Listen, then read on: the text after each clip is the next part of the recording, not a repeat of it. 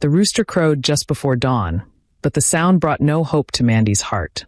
She sat on the edge of her bamboo bed, staring at the faded wrapper folded on the dusty floor. Her hands were cold.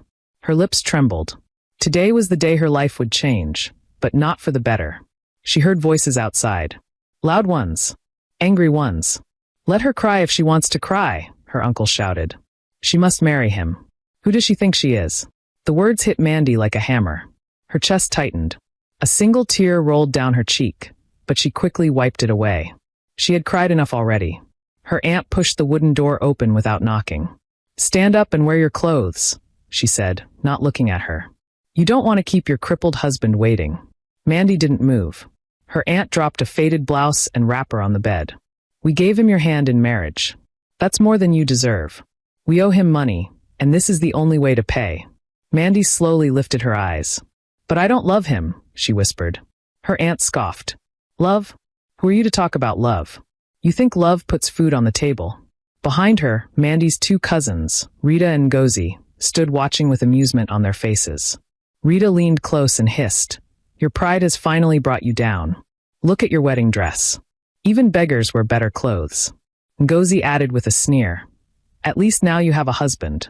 No man wanted you before." Mandy felt her legs weaken, but she held herself up. She didn't want to give them the satisfaction of seeing her break. Later that morning, they tied her wrapper tightly around her waist and forced her to wear a pair of torn slippers. No one sang. No one danced. Her wedding was nothing more than a shameful exchange under a mango tree. The man they called her husband sat quietly in a rusted wheelchair, pushed by a boy whose feet barely touched the ground. His name was Paul, the cripple from the other side of the village. Rumors said he was cursed. Some even believed he brought misfortune wherever he stayed. Mandy had seen him before, rolling slowly down the road with a crooked stick tied to the front of his wheelchair, begging for food with his eyes, but never with his mouth. He didn't speak much. He didn't look anyone in the eye. Most people avoided him. Now he was her husband. Villagers gathered to watch. Some shook their heads. Others laughed quietly. "That's what happens when you're proud with nothing," one woman said. "She should be thankful someone even looked at her," another added. As the short ceremony ended, Mandy's uncle handed her a small nylon bag with her clothes. "Follow your husband," he said with a final glance. "This house no longer belongs to you." Paul didn't look at her as they wheeled him away. Mandy followed behind like a shadow, heart heavy, head down. The boy led them through a narrow footpath that ended at a small compound with broken walls, a leaking roof, and silence so loud it ached. "This is your new home," the boy said, opening the creaky wooden door. Mandy stood at the entrance, too stunned to speak. Her new life smelled of damp wood and forgotten dreams. And yet, deep in her chest, something whispered, "This isn't the end. It's just the beginning." The compound was nothing like what Mandy imagined her first home would be. It was quiet, too quiet. Not the kind that brought peace, but the kind that made her feel like even joy had packed its bags and left long ago. The house had only 2 rooms. One for Paul. One for her. The boy who wheeled him in had already left. No one explained anything. No one asked how she felt. It was as if she didn't matter. Mandy stood at the entrance of her small room.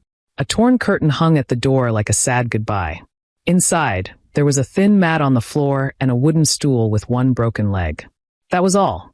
She dropped her nylon bag, sat on the stool, and stared at the cracked wall for a long time. Her thoughts were loud, painful. What did I do to deserve this? That evening, she boiled water over a fire in the backyard. There was no kitchen, just 3 stones placed in a triangle behind the house. A rusty kettle sat on the stones like an old soldier. A blackened pot leaned against the wall, half-eaten by rust. She found some gari in a small bag and decided to make it for dinner. She had nothing else. When the water was ready, she poured the hot liquid into a bowl and stirred. Her hands trembled, not from the heat, but from something heavier inside her chest. A deep, quiet shame. She carried the bowl into the corridor where Paul sat quietly in his wheelchair, staring into the bush. "Here," she said softly, not looking at him. "It's all I could find." Paul turned slowly. His eyes met hers for a brief second, then dropped. "Thank you," he said. His voice was not what she expected. It wasn't rough or strange. It was calm, even warm, like the voice of someone who had known pain, but chose not to return it. She nodded and stepped away. But something made her pause. She turned back and asked, Do you need anything else? Paul shook his head gently. No, this is fine. That night, Mandy lay on her mat with her back to the door.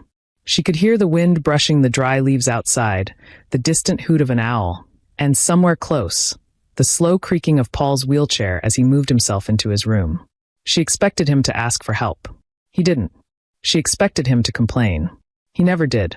He was different from the men she had seen in the village, loud, boastful, careless with words. Paul was quiet, measured, almost like he was watching everything but saying nothing.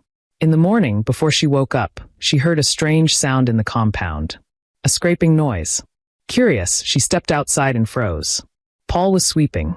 He sat in his wheelchair, using a short broom to clean the corridor slowly, patiently. His hands moved with quiet strength. The broom was tied to a stick so he could reach the ground. His movements were slow, but focused. She didn't understand it. Why would a crippled man who had just married a woman forced on him wake up early to sweep the compound? She stood there, unsure of what to say. Paul noticed her and smiled faintly. "Good morning." She replied quietly, "Good morning." She turned and went back inside, confused. Not by his kindness, but by the fact that, for the first time since she entered this house, something in her heart didn't feel like breaking. She didn't know yet that she had married a man with secrets. Secrets that would one day shake the entire village. The days that followed passed like slow rain on a cold roof, quiet, uncertain, and heavy. Mandy began to learn the rhythm of the compound. Paul didn't talk much. He didn't demand anything. But every morning, she found him already awake, sitting under the orange tree with a small notebook on his lap. He would write in it for hours, silently, like the world didn't exist around him. Sometimes, she watched him from the kitchen window while she cooked. He held the pen with care, his handwriting neat and beautiful. Once, she saw a drop of something fall onto a page. She thought it was rain, but the sky was clear. A tear. She was sure of it. She wanted to ask, "What are you always writing?" But the words never left her lips. The villagers had not forgotten about her. When she passed by the market to buy vegetables, the women would whisper behind their stalls. "There she goes," one would say. "The one who married the cursed cripple. She walks like her husband owns the world," another would sneer. A younger girl shouted one day, loud enough for Mandy to hear, "Better wash that hand before touching our pepper. You might bring bad luck." Mandy didn't reply. She simply adjusted her basket and walked away, her eyes fixed ahead, but her heart heavy. At home, Paul noticed. He always did. That evening, he called out gently as she was rinsing plates at the back. "Mandy." She turned. "Did something happen today?" he asked, his eyes soft. She hesitated, then shook her head. "No." He looked at her for a long time and nodded. "Okay," he said, and rolled away. But inside, Mandy was troubled.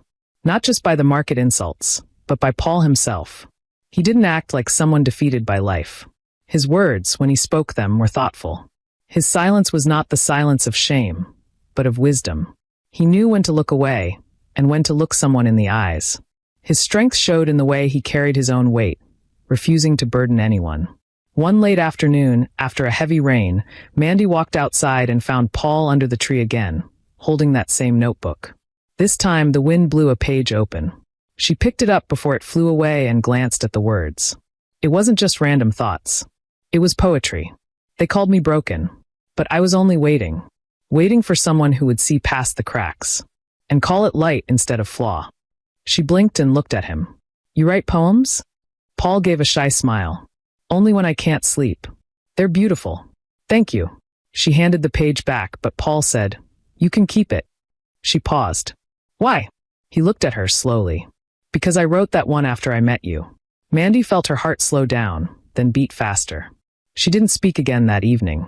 But when she lay down on her mat, she placed that page beside her head. And before she slept, she read the poem again. Twice. And this time she didn't cry. She smiled. The sky turned gray before the first drop of rain fell. Mandy stood by the window, watching the clouds gather like old women whispering secrets. She didn't mind the rain these days. It brought calmness. It gave her a reason to stay indoors and think. Inside the small kitchen space, firewood crackled beneath a pot of yam porridge. The scent of palm oil and fresh scent leaves filled the air. Mandy stirred quietly, lost in thought. Outside, Paul sat under the orange tree again, as usual, notebook in hand. He had become a puzzle in her heart, one she never expected to care about. Mandy thought back to the first day she stepped into that compound. She remembered the pain, the shame, the anger. She remembered wishing he would reject her so she could go back home, even if home meant insults and hunger. But now, she didn't know when it began or how. But she had started looking forward to his good morning. She had started watching the way he smiled when he read something beautiful. And in the stillness of their evenings, she found a kind of peace she never had before. That night, the rain came heavy. Water dripped from the leaking roof into a metal basin beside her bed, making soft, rhythmic sounds like a lullaby.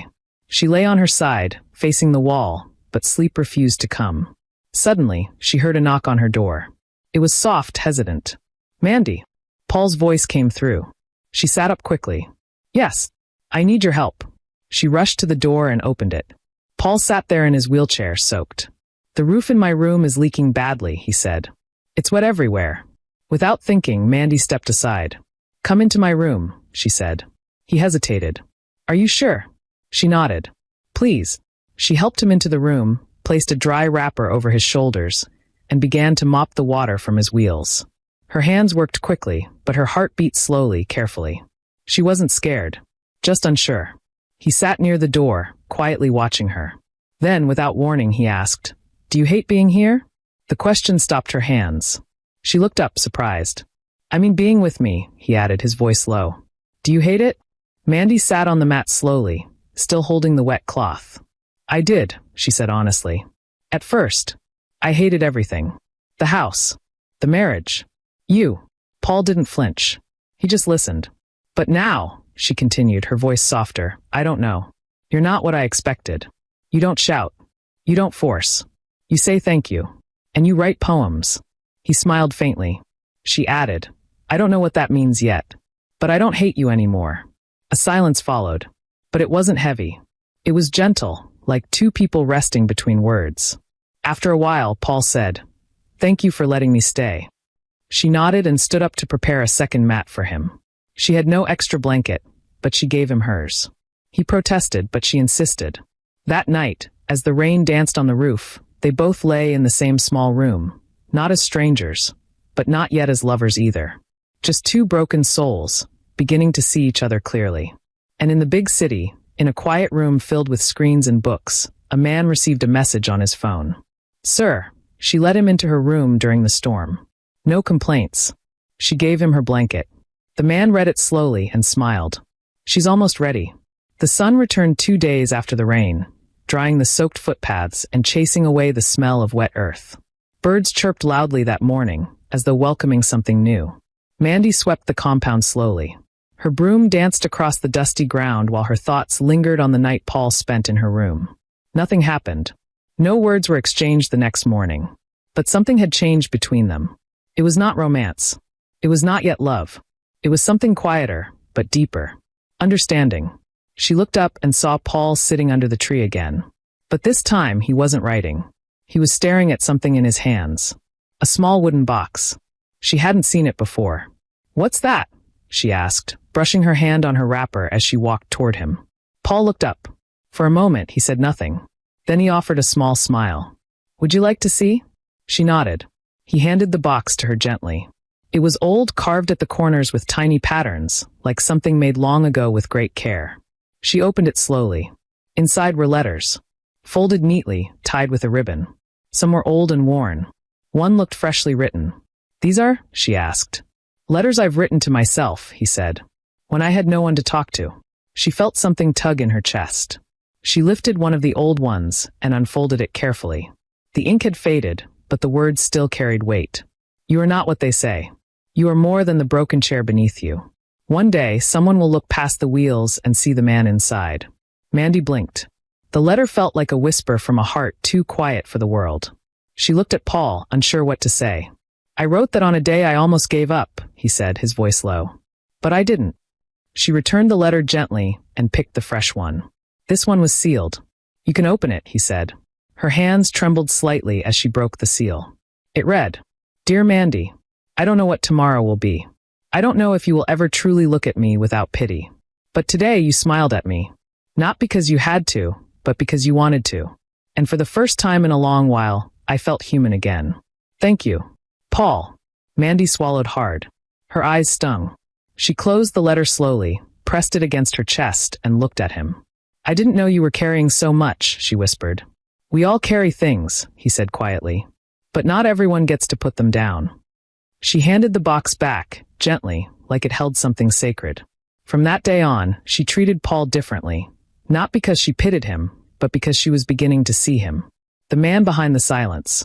The soul behind the chair. She began sitting with him under the tree. Listening. Laughing softly. Sharing stories of her childhood before her parents died. He told her about books he once loved. She learned he spoke 3 languages. That he used to paint. Used to. He never said what happened. She didn't ask. Not yet. But every day, a brick fell from the wall between them. And somewhere far away, in a luxurious office lit with warm gold, a phone rang. A deep voice answered. Yes? Sir, the caller said. We believe she is ready. She has passed every test so far. The man looked out of the window, expression unreadable. Not yet, he said slowly. I need one more thing. The week moved gently, like a leaf carried by a slow river. Mandy found herself smiling more often, not because life had become easy, but because her heart had softened in a way she could not explain. Paul remained the same in many ways, quiet, thoughtful, and kind, but Mandy noticed small changes. He spoke more during meals. He started asking her questions about her dreams, her childhood, her fears. And when she answered, he listened, not just with his ears, but with his whole attention. It was the first time in her life she felt seen. That morning, Mandy was in the backyard scrubbing clothes by hand. The sun was high, the water was warm, and the soap stung her fingers, but she didn't mind. She was humming softly when she heard a knock at the gate. Not a soft knock. A loud, impatient one. She dried her hands on her wrapper and walked to the front. When she opened the gate, her heart sank. It was Rita, her cousin, dressed in a shiny gown that shimmered in the sun. Face powdered. Lips painted red. Behind her stood Ngozi and their mother, Mandy's aunt. They all wore the same mocking expressions. Rita looked around the compound and let out a loud laugh. So this is where you live now? She asked, stepping in without invitation. Still smells like a funeral, Ngozi added. Mandy stood still, her face calm. What do you want? We heard your cripple is sick, her aunt said with a smirk. We thought we should come and check on the family's shame. He's not sick, Mandy replied. Oh, Rita said with a fake smile. He just looks like a dying goat, that's all. Laughter followed. Paul was sitting near the orange tree, his back to them, but Mandy knew he heard every word. His hands were still on his lap, but she noticed his shoulders tighten slightly. She turned to her aunt and said, You've seen the place. Now leave. Rita looked surprised. You dare talk to us like that? I'm not your maid anymore. Ngozi stepped forward. So the cripple has taught you how to be rude? No, Mandy said, her voice steady. He's teaching me how to have peace. They laughed again, but this time with less confidence. Mandy didn't flinch. She didn't bow. She didn't run inside crying. She stood there like a wall. A quiet, firm wall. Her aunt hissed and turned. Let's go. Let the dead bury the dead. They left, muttering insults as they walked. When the gate shut behind them, Mandy breathed in and out slowly. Her hands were shaking, but her heart was steady. She turned to Paul. He was still seated under the tree, eyes closed, face calm. Are you okay? She asked. He opened his eyes slowly. You didn't let them break you. I'm tired of breaking, she whispered. He nodded. Me too. She walked toward him, knelt beside his chair, and said something she had never said before. I'm not ashamed of you. Paul's eyes blinked quickly, like he was holding something back. She added, I don't care what they say. I see who you are. And it's not what they think. A long silence followed. Then Paul reached into his pocket and pulled out something small. A key. What's that for? She asked. He didn't answer. He placed the key in her hand and closed her fingers around it. Soon, he said. You'll know everything. Mandy held the key in her palm for a long time that night. It was a small key, silver, smooth, and warm from Paul's touch. He hadn't told her what it was for. He simply said, Soon, you'll know everything. Then he rolled away like it meant nothing. But it meant everything. She sat on her mat, staring at it, turning it over, wondering. The only room she had never entered in that house was the one beside Paul's. Its door had always been locked. It had no windows, just a faded blue curtain hanging outside, worn by sun and wind. Could this be the key? She stood slowly and walked to the door. Her bare feet made no sound on the dusty floor. She looked around. Paul's door was closed. The lamp in his room was off. The compound was quiet. With a deep breath, she placed the key into the rusty lock. Click. The door creaked as it opened, and the smell of dust and old memories rose up like a quiet ghost. Mandy stepped inside. She froze. The room was nothing like the rest of the house. It was clean. Not just clean, but organized. Beautiful. Unexpected. Books lined the wall on a wooden shelf. Dozens of them, some wrapped in plastic, some old and worn. A framed photo sat on a table, Paul standing. Tall. Proud. Healthy. Dressed in a suit. Mandy's breath caught in her throat. The man in the photo wasn't in a wheelchair. She moved closer, slowly, heart pounding. There were more pictures. Paul at a university graduation. Paul giving a speech. Paul in a business meeting with people in suits. She turned and saw certificates framed neatly on the wall. Paul Kennedy Nwoko. Bachelor of Economics, First-Class Honors. MBA, University of London. Founder, Kennedy Holdings. Mandy stepped back. Her mouth opened, but no words came out. Founder? Kennedy Holdings? Was this some kind of joke? She turned slowly, and then she saw the final piece. On a table in the corner sat a tablet device. Its screen glowed faintly. The wallpaper showed a company logo, and Paul, standing in front of a skyscraper. The same Paul. Her Paul. Suddenly, the door behind her creaked again. She turned sharply. Paul was there. Not in a wheelchair. Standing. Mandy stared at him, frozen in place. Her lips trembled. You're not crippled? He said nothing. He stepped forward, his walk slow, deliberate, but steady. Strong. She backed away, her voice a whisper. All this time you could walk? Paul stopped in front of her. Yes, he said quietly. Why? She asked, tears welling in her eyes. Why pretend? Why suffer with me? Why let me carry buckets, wash your clothes, take insults from my family? Why live like that? Paul took a deep breath. His eyes were wet too. Because I was looking for someone who would see me without knowing what I have, he said. I've been betrayed by people who only loved the name, the company, the money. I lost everything once because I trusted the wrong woman. She almost ruined me. He paused. And then I came here. In secret. I told no one. Not even the people in my company. I needed to see if someone could love me without the car, the house, or the suit. Mandy's legs gave way. She sat on the floor, trembling. All this time, she whispered. I thought I was the one with nothing. Paul knelt slowly beside her. No, he said. You're the one who gave everything. He reached into his pocket and pulled out a small box. Opened it. A ring. Not loud. Not fancy. Just gold. Pure. Steady. I didn't bring this when we first married because I didn't want to fake anything. But now, if you'll have me truly this time. This is yours. Tears rolled down Mandy's cheeks. She couldn't speak. She only nodded slowly, tearfully, and let her head fall onto his shoulder. And in that silent room filled with hidden truth, they sat no longer bound by pity or shame or tests, but by something real. Morning came gently, with birds singing in the trees and the air soft like fresh cloth. But Mandy's world had changed forever. She woke up feeling both heavy and light. The truth was now in the open. The man she had pitied, the man the whole village mocked, was not a cursed beggar. He was a billionaire, a man who chose silence over power, simplicity over pride, humility over revenge. And somehow she, Mandy the forgotten girl, had passed a test no one else even knew existed. She stepped into the compound, the same compound that once felt like a prison. Now it looked different. It breathed. The sun lit it kindly. Even the orange tree seemed to whisper, well done. Paul stood in the center of the compound, no wheelchair in sight. He was dressed in a clean shirt and jeans. Simple but elegant. His back was straight. His smile gentle. In his hands was a folded paper. What's that? Mandy asked, walking toward him. Our flight details, he said. Flight? He nodded. Back to the city. Back to my real house. There's something I want you to see. Something I want you to become. Mandy blinked. Become? He smiled. You'll understand. They packed quietly. Paul insisted she bring everything. Her wrapper, her cooking spoon, even the small basin she used to bathe. You'll look at these one day, he said, and remember where you came from. As they stepped out of the gate, a crowd had already gathered. Villagers stood in silence. Some had heard rumors. Others stared, confused, as a black SUV rolled into the village and stopped at Paul's feet. Two men in suits stepped out and opened the door for him and Mandy. Rita, Ngozi, and their mother stood at the edge of the crowd, mouths wide open. Mandy paused. She walked up to them slowly, eyes calm. Her aunt tried to speak. We didn't know. I know, Mandy said gently. You never saw me. But he did. She turned away.